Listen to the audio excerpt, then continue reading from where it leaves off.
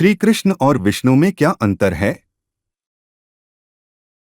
क्या श्री कृष्ण और विष्णु भगवान एक ही हैं? क्योंकि इनके 108 नाम में दोनों के लगभग वही नाम हैं। जानिए पुराणों के अनुसार भगवान कृष्ण और भगवान विष्णु में क्या अंतर है।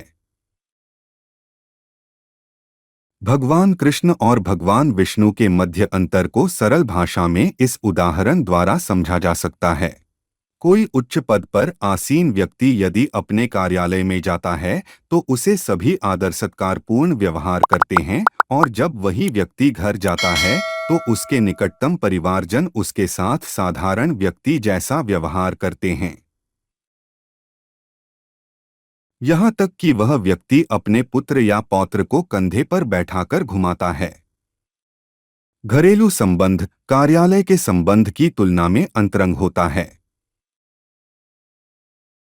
जैसे व्यक्ति एक ही है पर व्यावहारिक आदान प्रदान अलग अलग है, उसी प्रकार भगवान कृष्ण और भगवान विष्णु एक ही हैं, परंतु बैकुंठ में तथा गोलोक वृंदावन में व्यावहारिक संबंध अलग अलग हैं। वह धाम जहाँ उनके स्वांश मतलब निवास करते हैं बैकुंठ कहलाते हैं, जहाँ भगवान नारायण रूप में रहते हैं। तात्विक दृष्टि से गोलोक तथा वैकुंठ में कोई अंतर नहीं है, किंतु वैकुंठ में भगवान की सेवा भक्तों द्वारा असीम ऐश्वर्य द्वारा की जाती है, जबकि गोलोक में उनकी सेवा शुद्ध भक्तों द्वारा सहज स्नेह भाव में की जाती है। ब्रह्मा संहिता के अनुसार भगवान श्री कृष्ण विष्णु के रूप में उसी प्रकार विस्तार करते हैं जिस प्रकार एक जलता दीपक दूसरे को जलाता है। यद्यपि दोनों दीपक की शक्ति में कोई अंतर नहीं होता, तथापि श्री कृष्ण आदि दीपक के समान हैं। आठ महाविष्णु ही विष्णु रूप से समस्त ब्रह्मांडों को पृथक रूपें संचालित करते हैं। जैसे एक नदी ऐसे बड़े रूप में नदी होती है, किंतु किसी गांव या शहर को जल के लिए नहर में तब्दील कर दी जाती है, लेकिन दोनों स्थिति में उस नहर एवं नदी का पानी एक ही होता है। उसी प्रकार एक परमात्मा ही अनेक रूप में प्रविष्ट होता है, जिस रूप या उपाधि से वह समस्त ब्रह्मांडों असंख्य ब्रह्मांडों का स्वामी या प्रभु रहता है, तब वह महाविष्णु कहलाता है, और जब वह प्रत्येक ब्रह्मांडों का स्वतंत्र रूप से पालन करता है तब विष्णु कहलाता है। भगवान श्री कृष्ण अवतारी हैं, जिनके सर्वप्रथम 3 पुरुष अवतार माना गया है। एक पहले अवतार कारणोदकशायी विष्णु महाविष्णु, जिनके उदर में समस्त ब्रह्मांड हैं तथा प्रत्येक श्वास चक्र के साथ ब्रह्मांड प्रकट तथा विनिष्ट होते रहते हैं।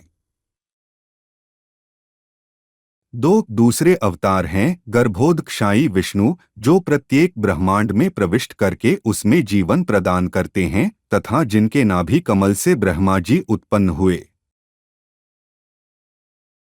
3 तीसरे अवतार हैं क्षीरोदकशायी विष्णु, जो परमात्मा रूप में प्रत्येक जीव के हृदय में तथा सृष्टि के प्रत्येक अणु में उपस्थित होकर सृष्टि का पालन करते हैं। ब्रह्मा संहिता के अनुसार ब्रह्मा जी कहते हैं, जिनके श्वास लेने से ही अनंत ब्रह्मांड प्रवेश करते हैं तथा पुनः बाहर निकल आते हैं, वे महाविष्णु कृष्ण के अंशरूप हैं। आठ मैं गोविंद या कृष्ण की पूजा करता हूँ, जो समस्त कारणों के कारण हैं। मध्य लीला के अनुसार भगवान कृष्ण अपने स्वांश नारायण या विष्णु से श्रेष्ठ हैं, क्योंकि उनमें 4 विशेष दिव्य गुण हैं। एक लीला माधुर्य मतलब उनकी अद्भुत लीलाएं हैं। 2 भक्त माधुर्य मतलब माधुर्य प्रेम के कार्यकलापों में सदा अपने प्रिय भक्तों से घिरा रहना है, जैसी कृष्ण जी गोपियों के साथ लीला करना। 3 रूप माधुर्य मतलब उनका अद्भुत सौंदर्य है। 4 वेणु माधुर्य मतलब उनकी बांसुरी की अद्भुत ध्वनि है। भगवान कृष्ण लक्ष्मी जी के मन को भी आकृष्ट करते हैं। लक्ष्मी जी ने रासलीला में सम्मिलित होने के लिए कठिन तपस्या की, लेकिन शामिल नहीं हो पाई, क्योंकि गोपियों के भाव शरीर में ही रासलीला में प्रवेश किया जा सकता था। मध्य लीला के अनुसार जब गोपियां रास लीला के समय कृष्ण को ढूंढ रही थी तो कृष्ण एक बगीचे में नारायण के चतुर्भुज रूप में प्रकट हो गए, किंतु वे गोपियों की प्रेम दृष्टि को आकृष्ट नहीं कर पाए। इससे कृष्ण की सर्वोत्कृष्टता सिद्ध होती है। इसमें कोई शक नहीं कि श्री कृष्ण पूर्णतः भगवान विष्णु ही हैं। नारायण ने ही देवकी और वसुदेव के पुत्र के रूप में जन्म लेने से ठीक पहले उन्हें दर्शन दिए थे। यह सुनिश्चित है कि श्री कृष्ण और विष्णु में कोई अंतर नहीं है मूलतः।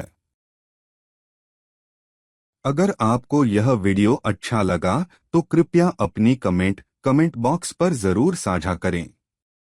हमारे वीडियो को लाइक करें, शेयर और सब्सक्राइब करें। हाँ, बेल आइकन दबाना ना भूले ताकि हर वीडियो का अपडेट पहले आपको ही मिले। डिवाइन बूस्ट चैनल से जुड़ने के लिए धन्यवाद।